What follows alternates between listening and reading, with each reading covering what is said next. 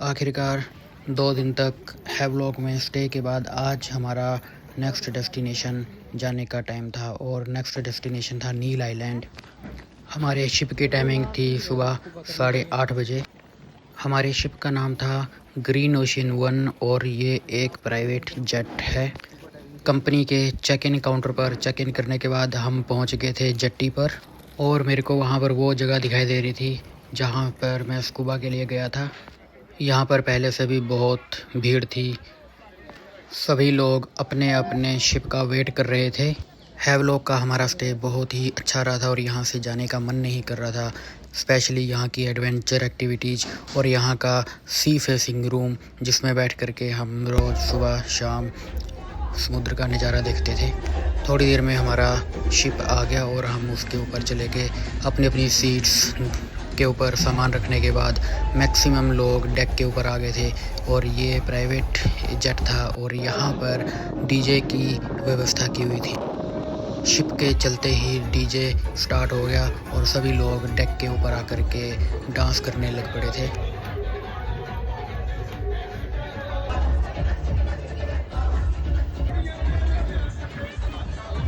निशांत और दिवांगी भी बहुत एंजॉय कर रहे थे। हालांकि दिवांगी को थोड़ी थोड़ी वोमिटिंग टाइप का लग रहा था क्योंकि सी सिकनेस की वजह से ऐसा होना एक आम बात है।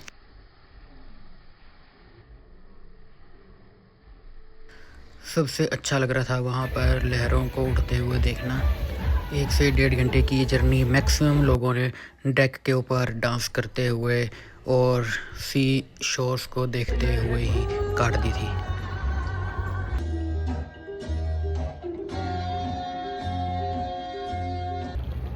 अभी हम पहुंच चुके थे नील आइलैंड। नील आइलैंड में पहुंचने से पहले ही ड्राइवर वहां पर पहुंच चुका था और वो हमें पिकअप करके अपने होटल लेके चला गया। होटल रूम में आधा घंटा रेस्ट करने के बाद फिर हम निकल पड़े भरतपुर बीच के लिए। भरतपुर की बीच बहुत ही अच्छी थी, पानी बहुत साफ़ था और ये बीच ज़्यादा गहरी नहीं थी, इसलिए थोड़ा सा ज़्यादा दूर तक पानी में जा सकते थे।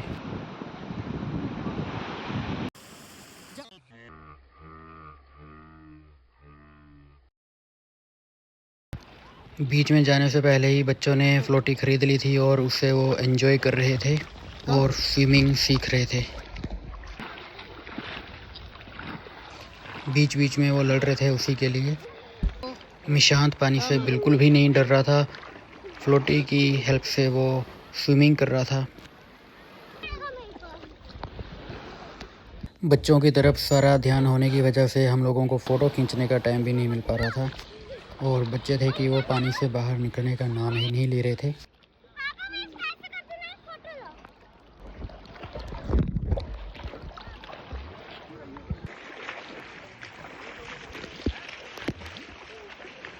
निशांत को देख के ऐसा लग रहा था जैसे वो आज ही स्विमिंग सीख लेगा।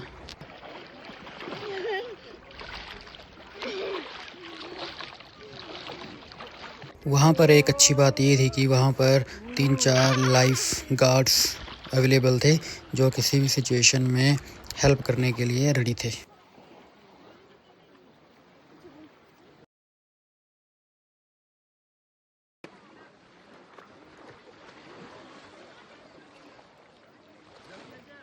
दिवांगी ने भी वहाँ पर अपनी क्रिएटिविटी शो की।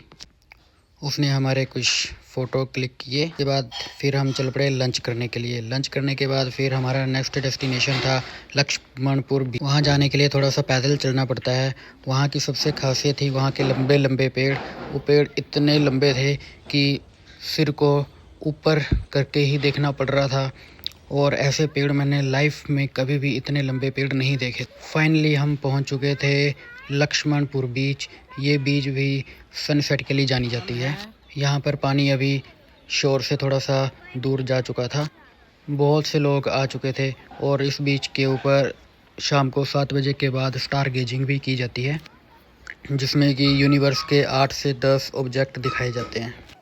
हम पहुँच चुके हैं आज लक्ष्मणपुर बीच और ये सनसेट के लिए जानी जाती है, लेकिन आज यहाँ पर मौसम थोड़ा सा उस तरीके का है नहीं, इसलिए सूरज दिखाई भी नहीं दे रहा। वहाँ पर सी शोर के साथ साथ में बहुत से कलरफुल पत्थर पड़े हुए थे।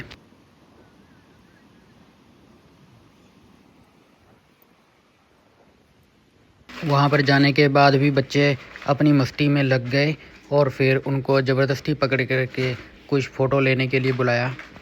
सनसेट का नज़ारा बहुत ही सुंदर था और फ़ोटो बहुत अच्छे आ रहे थे।